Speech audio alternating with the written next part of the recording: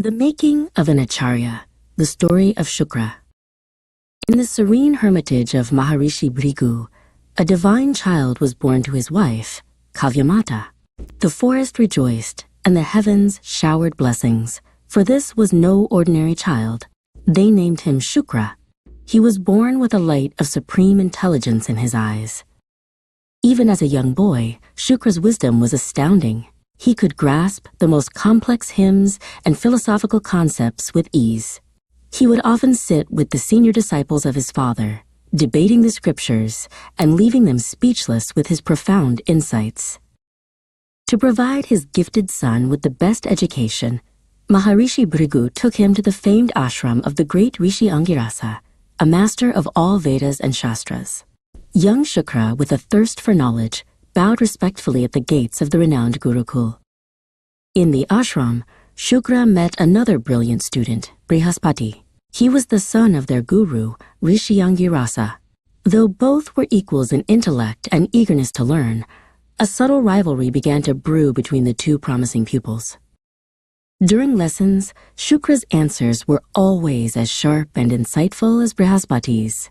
Yet, Sage Angirasa would always shower his son with effusive praise while offering only a cursory nod to Shukra. The guru's partiality was evident to all. Shukra felt the sting of this injustice deeply. He worked twice as hard, mastering every subject, hoping to win his guru's unbiased appreciation. But his efforts went unnoticed. He kept his sorrow locked in his heart, finding solace only in his books. The day of the final examination arrived. Both Shukra and Brihaspati answered every question flawlessly. But when the time came to declare the most outstanding student, Sage Angirasa, blinded by fatherly love, announced Brihaspati's name. The injustice was complete. That night, with a heavy heart, Shukra made a decision.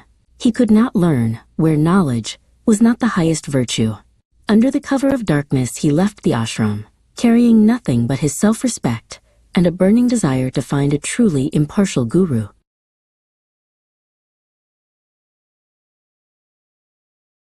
His quest led him to the peaceful hermitage of the great Sage Gautama, a sage known for his fairness and immense wisdom. Shukra fell at his feet and, with tears in his eyes, narrated his story. Sage Gautama, seeing the fire of true knowledge in the boy, accepted him as his disciple.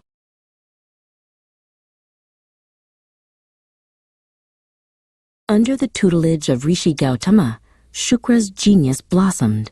He not only mastered all known knowledge, but also, through intense penance to Lord Shiva, acquired the ultimate knowledge, the Sanjeevani Vidya, the secret to reviving the dead.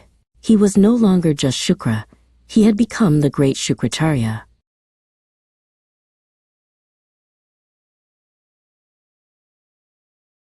Shukracharya, from shadow to power.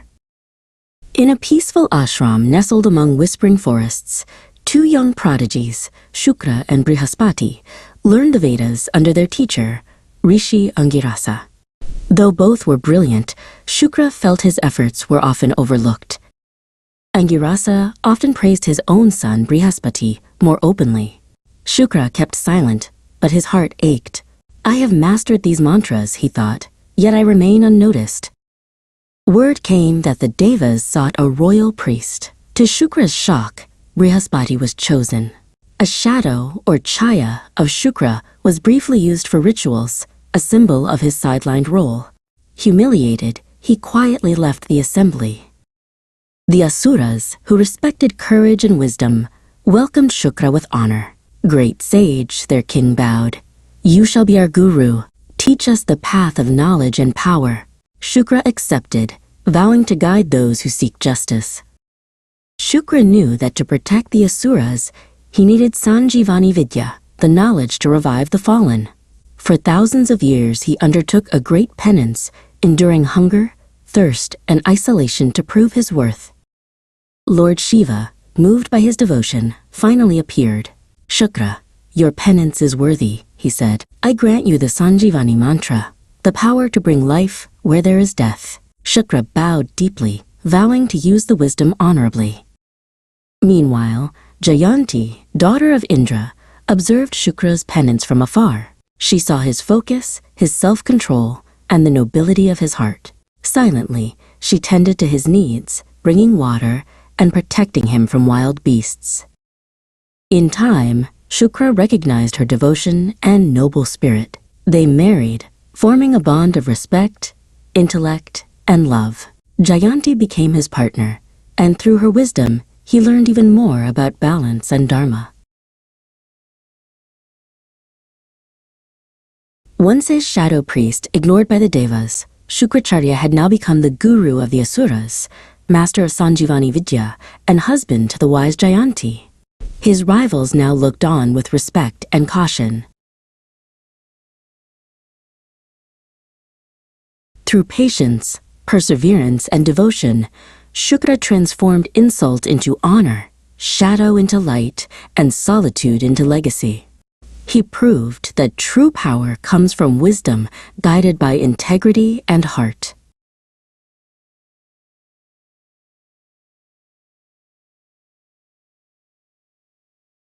The curse that shaped avatars. Long ago, battles raged between the Devas and the Asuras. The gods fought bravely, but the Asuras had a powerful advantage: their guru Shukracharya, who could revive the dead with Sanjeevani Vidya. After a fierce defeat, the Asuras fled and took shelter in the peaceful ashram of Kavyamata, Shukracharya's mother. She welcomed them into her sacred home.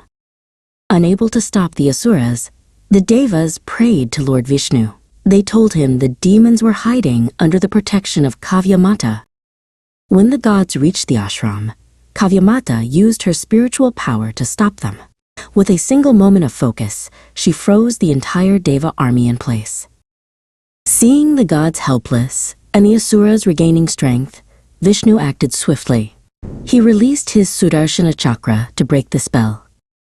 Maharishi Bhrigu returned to his ashram and found his wife lifeless. Through his divine vision, he understood everything that had happened. In his sorrow and anger, Bhrigu cursed Vishnu.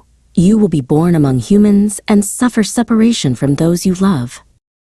Bhrigu used his spiritual power to revive Kavyamata. She returned to life, but the wound in Shukracharya's heart remained. That single act shaped destiny. Vishnu accepted the curse, took human births, and faced sorrow. Shukracharya's commitment to aiding the Asuras became even stronger.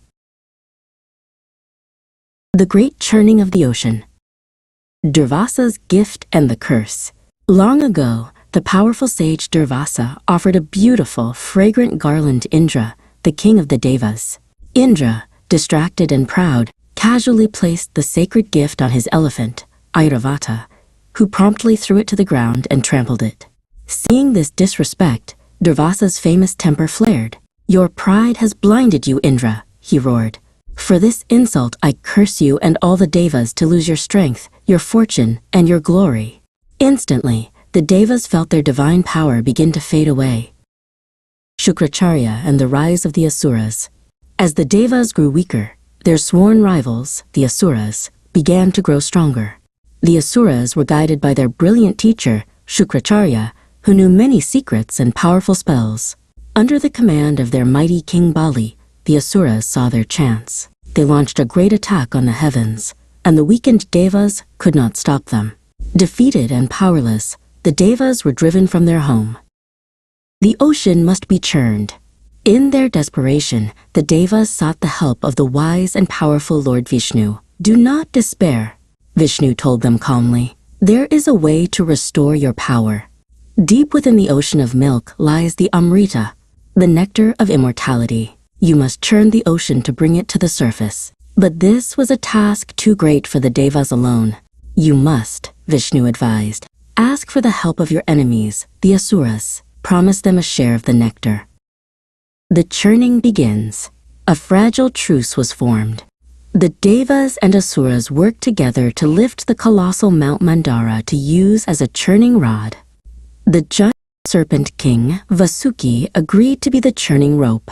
When the mountain began to sink into the ocean floor, Vishnu took the form of a giant turtle, Kurma, and supported the mountain on his immense shell. The Asuras grabbed Vasuki's head, and the Devas grabbed his tail. With a mighty heave, the churning began. Poison and treasures. The first thing to emerge from the churning was not nectar, but a dreadful, black poison called halahala.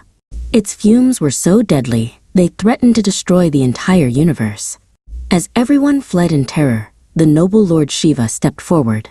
He calmly gathered the poison into a cup and drank it, holding it in his throat, which turned forever blue. Once the danger was gone, magnificent treasures arose. Kamadhenu, the wish-granting cow, Lakshmi, the goddess of fortune, and many other wonders. The nectar and the deception. At last, the divine physician Dhanvantari emerged from the waves, holding a golden pot that contained the precious Amrita. The Asuras, breaking their promise, immediately snatched the pot and began to fight over it. To prevent disaster, Vishnu transformed into Mohini, a woman of breathtaking beauty. The Asuras were completely mesmerized by her charm. "Let me serve the nectar," she said sweetly, "to make sure everyone gets a fair share." The Devas regained their power. Mohini cleverly had the Devas and Asuras sit in separate rows. She then served the nectar only to the Devas. By the time the last Deva had drunk the Amrita, the trick was revealed. Filled with immortal strength, the Devas were now unbeatable. They easily defeated the shocked and cheated Asuras, reclaiming their home and restoring balance to the universe. The great churning had ended, and the Devas were victorious.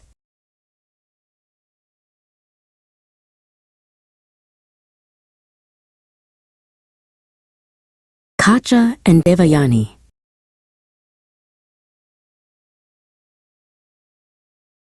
The Asuras were growing unbeatable in their war against the Devas. Their guru, Shukracharya, possessed the Sanjeevani, a secret mantra that could revive the dead. Every Asura warrior the Devas struck down would rise again. In their desperation, the Devas sought a way to learn this powerful secret. Brihaspati's noble son, Kacha, volunteered for the perilous mission. "I will go to Shukracharya and become his disciple to learn the Sanjeevani," he declared. With the blessings of the Devas, he set off for the land of the Asuras. Kacha arrived at Shukracharya's tranquil ashram. Bowing low, he said, "Great sage, please accept me as your student." Pleased by Kacha's humble demeanor, Shukracharya welcomed him, unaware of his true mission. Shukracharya's daughter, Devayani, was drawn to Kacha's gentle nature. They spent time together in the ashram gardens, and a deep friendship blossomed between them. Kacha always treated her with kindness and respect. The Asuras grew suspicious of Kacha. One day, as he tended the cattle, they ambushed and killed him. When the cows returned alone, a frantic Devayani pleaded with her father. Using the Sanjeevani, Shukracharya brought Kacha back to life. Undeterred, the Asuras attacked again. This time, they killed Kacha and cast his body into the depths of the ocean. Once more, the cows returned alone, and once more, a weeping Devayani begged her father to save him. Shukracharya again used his power to revive Kacha. In their third attempt, the Asuras devised a cruel plan. They killed Kacha, burned his body, and mixed the ashes into wine, which they served to Shukracharya. When Devayani begged for Kacha's return, his voice echoed from within the sage's own stomach. Shukracharya understood the trap. "Listen, Kacha," he said calmly. "I will teach you the Sanjeevani mantra. You will then emerge from my body, which will kill me. You must then use the mantra to revive me." Kacha learned the secret, burst forth, and brought his guru back to life.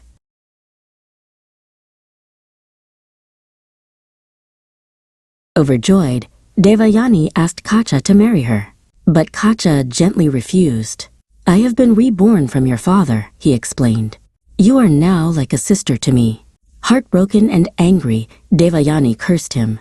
"You will possess the knowledge of Sanjeevani, but you will never be able to use it for yourself."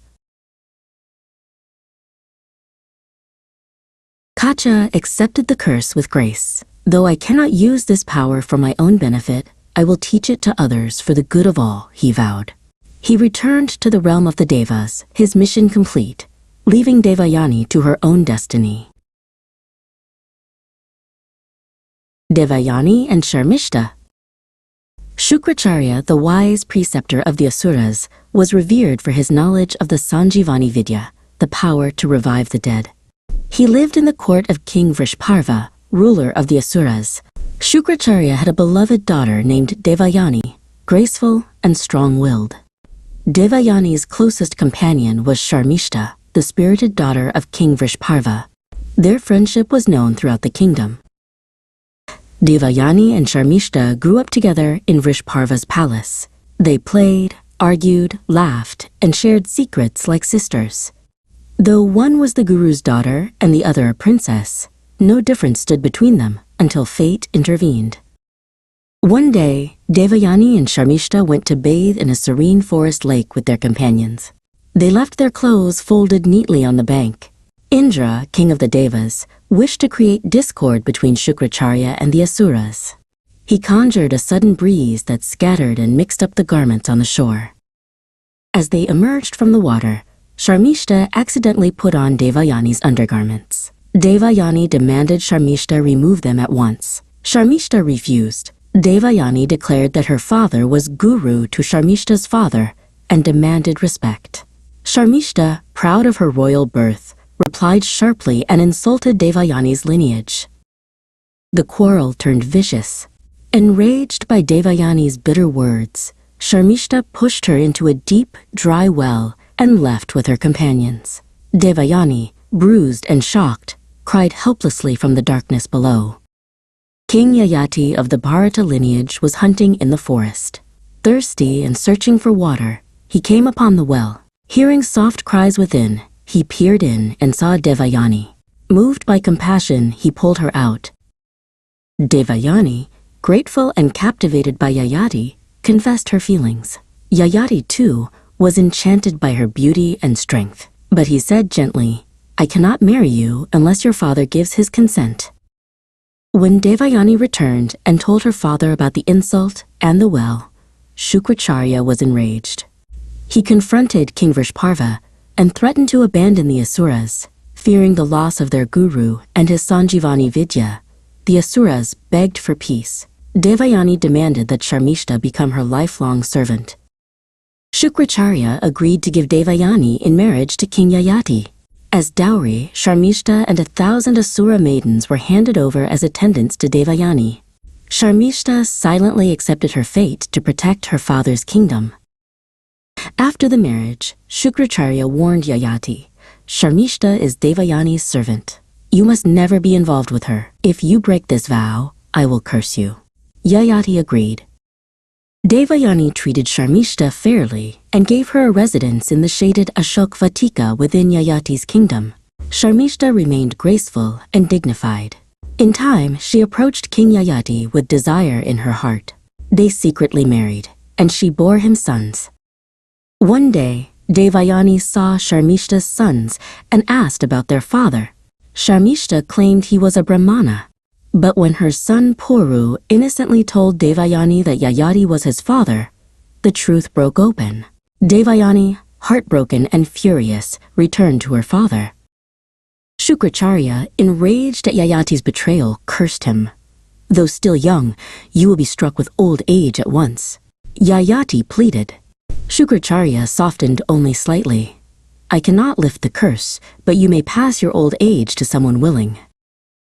Yayati had 2 sons by Devayani, Yadu and Turvasu, and 3 by Sharmishta, Druhu, Anu, and Puru.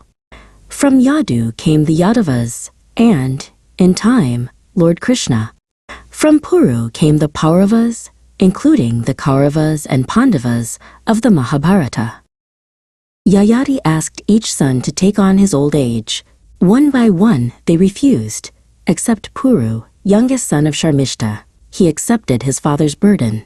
After enjoying renewed youth, Yayati returned Puru's vitality and blessed him above all his sons. Puru inherited the kingdom and became ancestor to mighty dynasties.